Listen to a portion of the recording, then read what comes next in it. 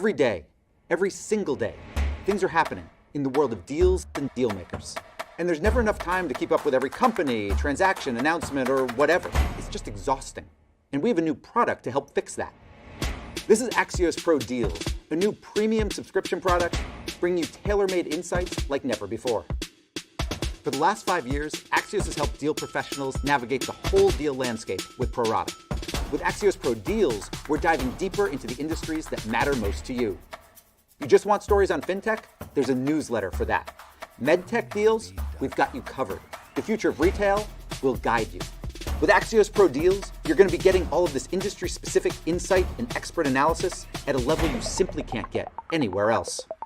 So if you're a venture capitalist, private equity investor, banker, trader, founder, executive, anyone who cares about deals, Axios Pro is what you need to help you understand what matters and why. Start your free trial today at AxiosPro.com.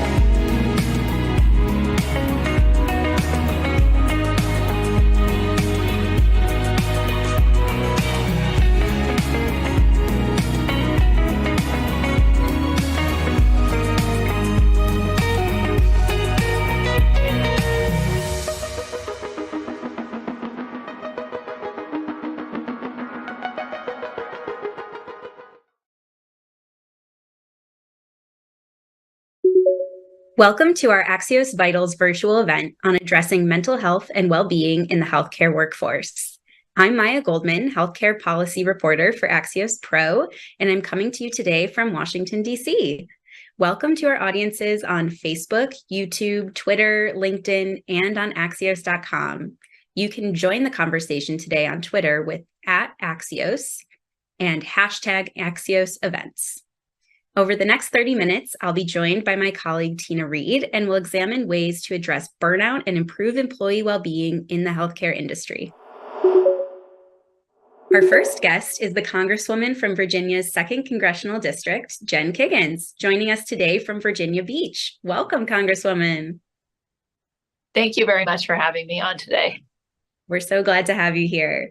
So you yourself are a nurse. Can you talk about your background in the field and how that informs your work as a legislator?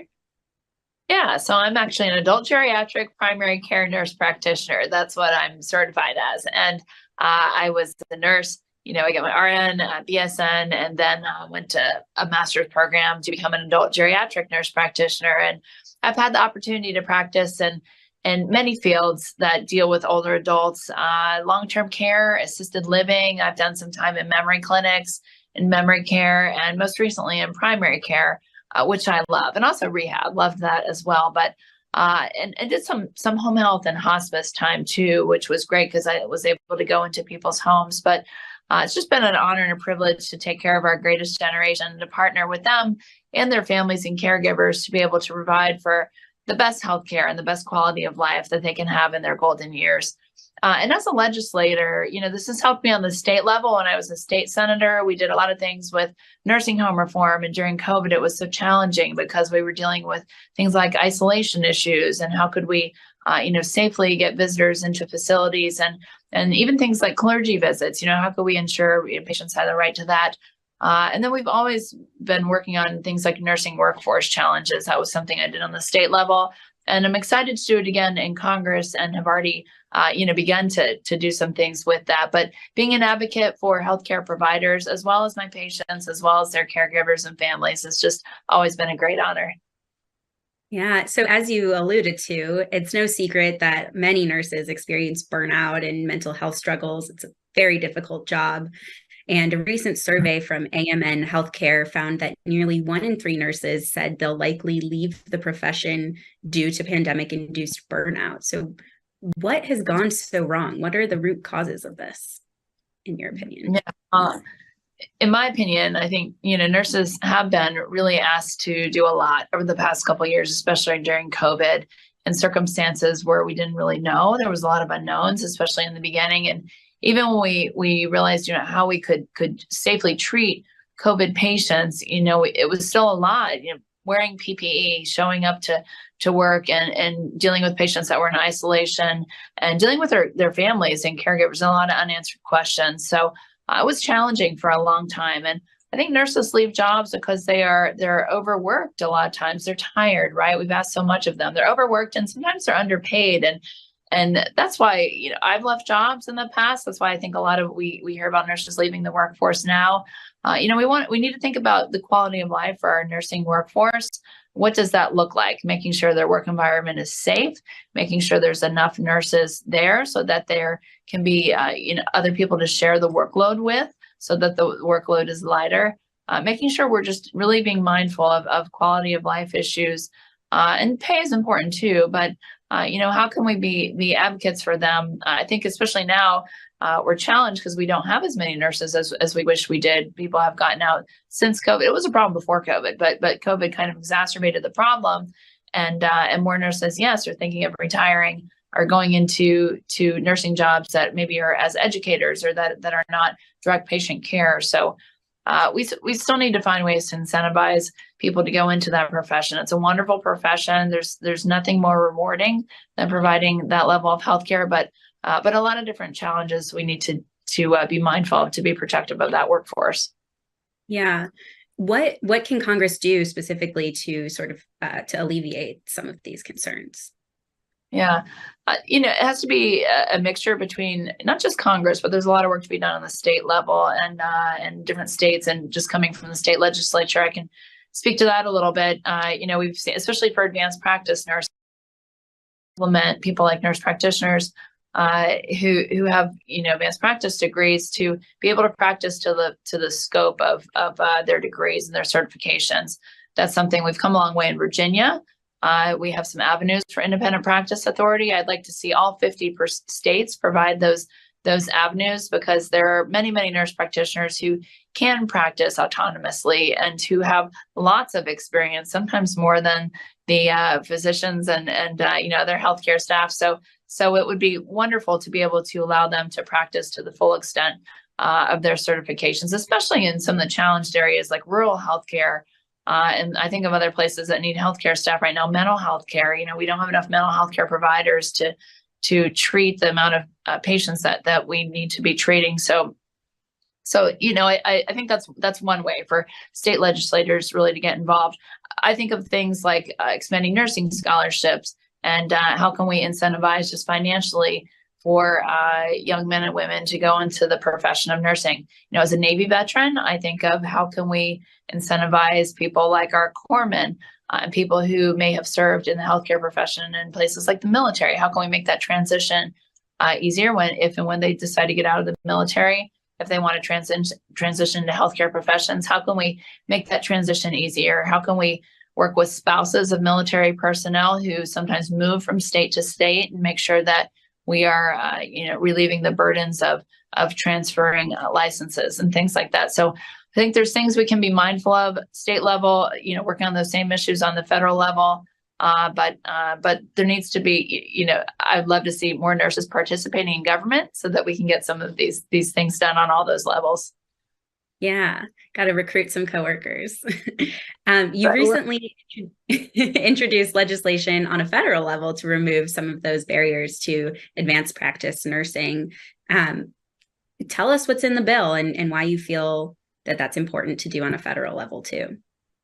Yeah, so the I CAN bill that I introduced, which is a bipartisan piece of legislation, really expands that scope that I was talking about and allows nurse practitioners, advanced practice nurses to practice to the full extent of their certification. So on the federal level, we think of things like ordering diabetic shoes. That's been something that nurse practitioners have been pushing for a while. But signing home health orders, therapy orders for patients that are Medicare and receiving some federal types of healthcare.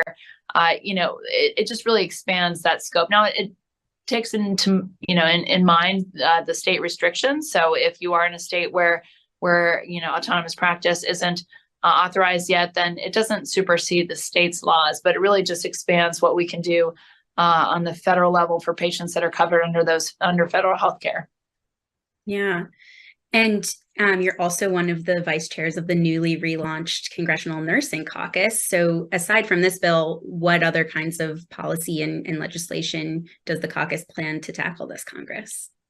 Yeah, one thing that is important to me, and I can't wait to bring up to my colleagues on the Bipartisan Nursing Caucus, is the challenges that we're facing in mental health care right now, because many, especially politicians, like to talk about mental health care and how we need to be giving better mental health care and have better access to mental health care and treatment. But not a lot of us think about those challenges from the provider side. And that's something that I have worked with, again, on the state level. I mean, we used to get together mental health providers. The only time we could talk was 10 o'clock at night on a group phone call because everybody was so busy and so working so hard that there was very little time even to get together to hear from them about their challenges, things like reimbursement and insurance coverage. And so what's important to me is being able to advocate for providers. What do they need so that I can make their lives easier, so that they can be properly compensated, so that we can have more of them and that they can do their jobs and be in places where we need them to be, so that the patients out there who need the mental health care are able to get that. But that's certainly a priority of mine. I can't wait to work with my colleagues on the Nursing Caucus to make some improvement in. Yeah, that's an extremely important issue across the board these days. In our last minute here, I'm curious to know what you wish your co-legislators in the House and Senate knew about being a nurse. Just that, I think we work differently. I think nurses who are legislators are great listeners. Nurses in general are wonderful listeners. We partner with people. We ask people to come to us and we want to work with you, to solve problems. We're good compromisers. We understand kind of the challenges, of each patient brings, but we really, we believe the struggles that our patients have, first and foremost, and then we want to work together. And it's a collaborative, discussion about these are our healthcare goals. What are your challenges? How can I help you meet those challenges? But I think nurses do legislate differently. And I think we need more nurses in government on all levels, city, state, and federal. And it's an honor to be able to now be in Congress and to be able to be a voice for all levels of nurses, from CNAs and LPNs to RNs to, bachelor's and master's trained nurses. I just think that there's not enough of us out there. So it's just a great honor to be able to speak for them and on their behalf. Well, thank you so much for joining us today, Congresswoman. We are very excited to keep in touch on these issues and hope we can talk to you again soon. That would be great. Thanks so much for having me. And next, we have a View from the Top segment with Chris Freites. Hey, thanks, Maya. And thank you to our sponsor, United Health Foundation, for making this conversation possible. And joining me now is Mary Jo Jurdy. She's Senior Vice President of United Health Group's Center for Clinician Advancement. And Amy McCarthy. She's Director at Large of the American Nurses Association Board of Directors. Amy, Mary Jo, welcome to Axios. Thanks for having us. Yeah. So Mary Jo, I want to start with you because I'm wondering, why did United Health Foundation, which for those who don't know is the philanthropic arm of United Health Group, why did the foundation decide to partner with the American Nurses Association and its foundation to address nurse burnout? How is this program different? Yeah. Chris, the United Health Foundation is committed to supporting the healthcare workforce to deliver care across the country. And this is a key strategy of our efforts to improve the health system for everyone. And following the advent of this global pandemic that demanded so much of our nurses and left many of them exhausted and burned out, it's appropriate to not only recognize them in these days of National Nurses Month, but to also actively support them. And our partnership with the American Nurses Foundation and the greater and wider ANA enterprise has historically been a very successful partnership. And when the pilot of stress and burnout prevention program was supported by a $3.1 million grant, it was designed really to transform organizational culture. And that's what's different. Many programs talk about the individual needs and what their resources may be. But what's different is we're really bringing together an organizational culture that's going to remove the stigma associated with seeking mental health support. It also offers nurses a new burnout prevention model designed to normalize their ability to assess their own well-being and that of their peers. And it's going to utilize mental health resources earlier and more effectively. And this program was developed as part of a pilot, really came from the military, and it's designed to really, as I mentioned, identify and reduce the stress reactions before they develop into longstanding issues. So we're excited that this program will also have a national awareness and an educational campaign incorporated with free burnout resources for nurses and nurse leaders. So Amy, I want to kick it over to you because I understand that the stress and burnout prevention program is currently being piloted in 3 clinical settings, right? Acute, primary, and long-term care. And I wonder, how are nurses responding to it? You know, Chris, the feedback that we've gotten so far has been overwhelmingly positive. As you mentioned, we have 3 systems that we're working with: Indiana University Health, Baycare Health in Tampa, Florida, and then USA Health System, University Hospital, Mobile, Alabama. And the way that they've chosen to pilot this program is to bring it to a unit level and to identify nurse champions. And these nurses are learning our resources and tools and giving us feedback as they go along. And what they found just early on is that these tools are helping them to identify just triggers, signs and symptoms of burnout. And it's giving them the comfort level to be able to talk through these things with their friends, with their family, with their colleagues. And it's becoming much more of a team led initiative, which is fantastic to see. I've always said that nursing is a team sport, and it's awesome to see this team in the units really working through this burnout and the mental health struggles that they've been dealing with for a while. And you mentioned these mental health struggles. And Mary Jo, I wonder, I think we all know that nurses face very unique and specific mental health needs, yet there still seems to be stigma among nurses and healthcare professionals generally in seeking that mental health care that could be helpful. How do we address that problem? Yeah. Well, Chris, thank you. The question about, how do we address it? There's been some surveys done. There's been, actually a recent group in 2022 from the American Nurses Foundations of experts came about, and they actually published and brought some really solid recommendations. And it all aligns with this pilot program. I'm going to reflect on these. Just want to take a moment is, one, we first need to build these nurse alliances. And again, that's what this program does. And it's going to convene, communicate, and collaborate, but also creating the structural and regulatory changes. And those are so essential. But this culture of across the profession, we need to start with our students, the younger nurses coming in. We also need to think about how do we take this approach to stigma and just be more inquisitive and, asking the questions, because historically we don't want to talk about it as nurses. That's just, we think we need to, handle this ourselves.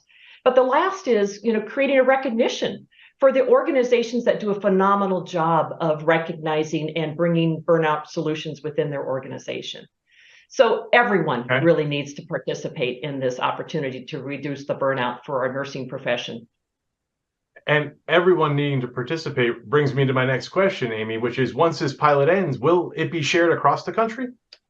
Yes, and we're so excited to do so because we know these resources and tools are very much needed by nurses across the United States. And so when the pilot comes to an end, all of these resources will be available for free on the American Nurse Foundation, American Nurses Association Enterprise website. And what we're excited about is that these nurses who are currently piloting this program will be able to share their stories and to be able to serve as a support system to their colleagues across the nation and really help to tackle this head on and make sure that for generations to come that we do have resources and tools to combat this. Okay, we have just about a minute left, but I want to get this final question to both of you because I wonder, what's been your experience with burnout and what advice do you have for other nurses? Mary Jo, I'll start with you. Well, Chris, I've been a nurse for many decades. My experience in the past has been you never talked about it. I had no support system. I didn't even have the internet when I was a new nurse as a director of a nursing of a large facility, going back to school, a new mom. And all I had to, as a support was my other sisters who were nurses.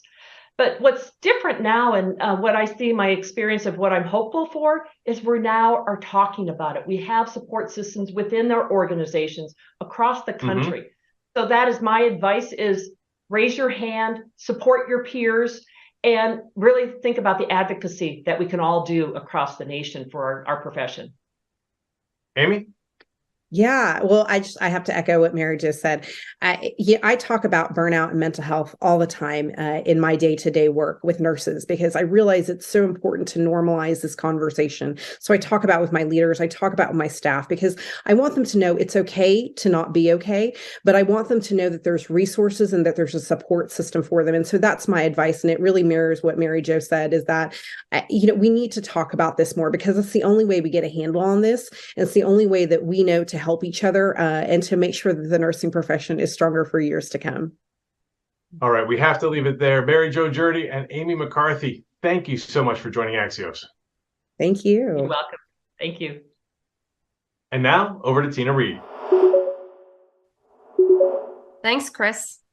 I'm Tina Reed, healthcare editor for Axios, and our final guest is the Dean and Professor at Johns Hopkins University School of Nursing, Dr. Sarah Zanton, who is joining us from Baltimore, Maryland. Welcome, Dr. Zanton.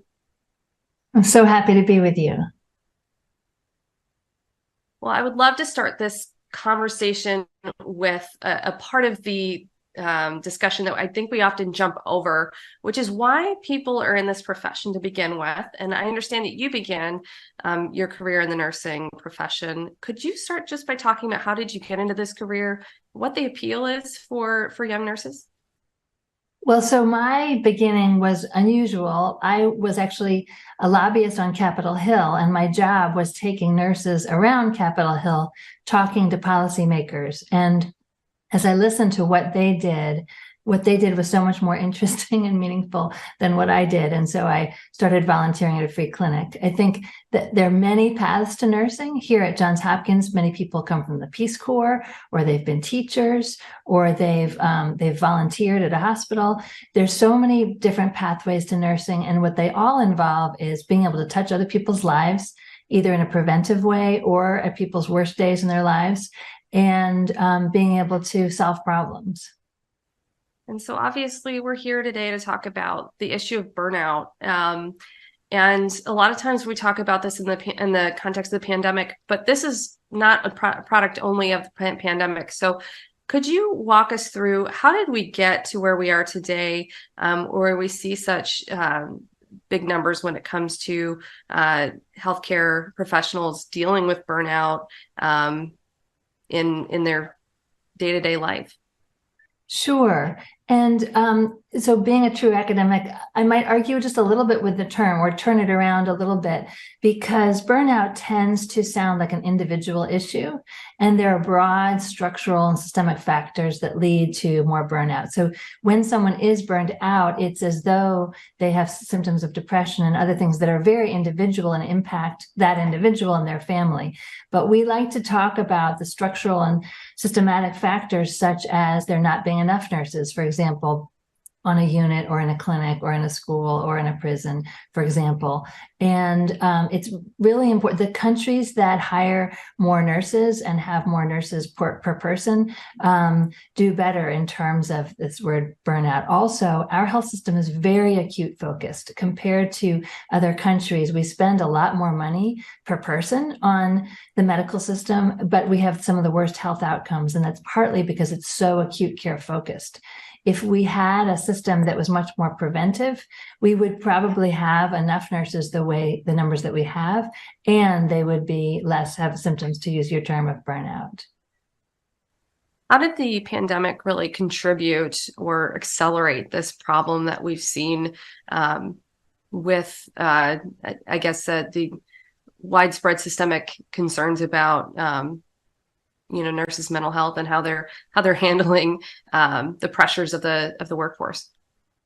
Right. So, it was a scary time for everyone, and everyone was doing the best they could, including, the administrators and people who plan for workforce items. The healthcare situations that didn't fire people or lay people off at the beginning of the pandemic tended to have a much healthier and happier workforce throughout the pandemic, because they had, stuck with the employees when it looked like healthcare utilization was going to go down, and the nurses, stayed and were happier. I think that part of what we're going through as a country is real kind of separation from each other in a way that was exacerbated both by the pandemic and the distrust that some people had about whether it was real and whether you should wear masks or not. And all of that led to, you saw a lot of stories in the press where nurses would be having a hard time, and the patients would say, oh, now I wish I had believed, that COVID was real. I think also, as nurses deal with just the general mental health crisis in this country, it means that there's more difficult times with patients and families. You've testified on Capitol Hill about some of the solutions you think might help nurses. Can you talk a little bit about what solutions you think we need in American healthcare?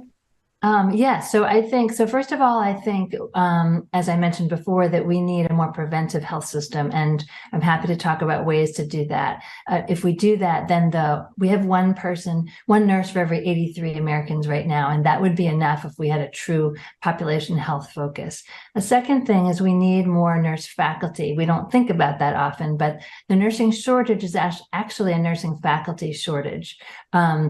And we also need more support for people becoming nurses. So that's financial aid for people to be able to afford nursing school. That's also being able to pay the preceptors, so that very generous nurses and doctors who teach people how to be nurses in whatever work context they're training in. And we also need more modernization of the curricula around the mental health of patients and communities. And luckily, there's a bill called the Future Advancement of Academic Nursing Act, which is being reintroduced in this Congress, which would support a lot of those actions to decrease the nursing shortage and the nurse faculty shortage. At the end of the day, though, do you think that will get more nurses into the hospitals and into the clinical settings fast enough, or is there something else that we need to be doing to keep the nurses that we have where they are? Right. So I think we need an all of the above strategy, with bringing new people into the nursing workforce and solving the issues of where they work as well. That we don't want to be training new people to be nurses if they're just falling off in the healthcare settings where they are practicing. And so having important structures and supports and having enough nurses where people work so that people can thrive. But as you mentioned at the beginning of the segment, people go into nursing, for a sense of purpose and to care for others and to solve problems. And it can lead to burnout and for people to leave if they're trying to address structural problems at the same time that they're just trying to provide the excellent complex care that they went into nursing to provide. You touched on this a little bit about the hospitals that kept their nurses at the beginning of the pandemic and had better staffing, did better over time in terms of their nurse workforce. Could you talk about what individual clinical settings can be thinking about to continue to think about how to take care of their nursing workforce? Absolutely. What works and what doesn't? Absolutely. And so I'll give some examples. Traditionally, over the last 40, 50 years, nurses have tended to work 3 12-hour shifts and sometime throughout the week. And that works well for a lot of people. But if for other people, they might want several 4-hour shifts, or they might want, some of them are virtual, or maybe 2 of them are in the emergency room and 1 is in a school, or, the thinking about the rest of the workforce in the country is going through having much more flexibility, much more adaptability. Nurses should be able to do that too. The employers they work for are often big enough that they have multiple roles. People could be cross-trained. You could have really mature seasoned nurses have 4-hour shifts where they're kind of at the elbow of someone through an iPhone, where they can be coaching. And there's a lot of possible roles that nurses can fill that are different than 3 12-hour shifts. Are there any examples of how technology could help solve the problem of the workforce shortage? So technology, won't fix everything, but it is certainly a platform that can be useful, both in terms of people being able to be remote and work wherever they want, to more patient and person monitoring at home for important aspects of their health. There's also, there's clinics and telehealth that is rising up to try to meet some of the demand. And again, as I mentioned, that we need more preventive focus. So there's some technology that can help with focusing on prevention and getting people to be able to be more active, or eat differently, or take their medication, or other ways that they can take care of their health before they would need to be in a hospital. What are the stakes if we can't sort of figure this out and help nurses, have enough time to regroup, to regenerate, to fight burnout, and fight this workforce shortage? Well, I'm a glass half full person. I think we are going to figure this out. I think this is the time for nurses to lead. We're starting a health policy institute that nurses will lead to try to unlock some of nurses' motivation and know-how and problem solving to solve the health of the nation. So I think that we will be working our way out of this. Well, thank you so much, Dr. Zanton, for your time today. We really appreciate it. Thank you so much, Tina. Thank you, everyone, for joining us this afternoon for another virtual conversation that has made everyone smarter, faster. For more information on mental health or on the healthcare workforce, or to sign up for my Vitals newsletter, visit us at axios.com/newsletters or visit the Axios app. Thank you all for joining, and we'll see you on axios.com.